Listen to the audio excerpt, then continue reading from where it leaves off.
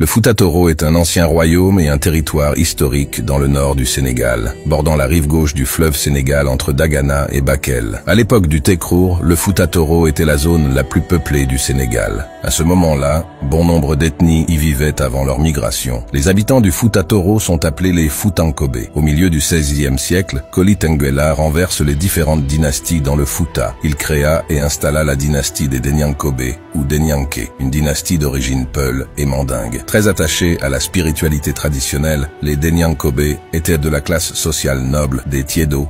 Koli Tenguela a réussi à reprendre les terres prises par l'empire du Jolof, affaibli par ses luttes avec le Kayor, qui voulait se libérer de l'emprise du Jolof. Il réussit également à défaire le lien de vassalité qu'exerçait le royaume de Diarra, qui était lui-même vassal de l'empire Songhai sur le Fouta. Sa dynastie dura jusqu'à l'année 1776. C'est sous son règne que le royaume prit le nom de Fouta-Toro. En 1776, les Toucouleurs, en très grande partie islamisés depuis l'empire du Ghana, renversèrent la dynastie des Denyankobé en faisant la guerre sainte. Ils étaient dirigés par le Torodo Suleiman Bal, qui fut vite remplacé par le marabout Torodo Abdul Kader Kane, qui lança des guerres saintes dans divers royaumes au Sénégal. L'islam est déclaré religion d'État du Fouta, et celui-ci devient un almamiat.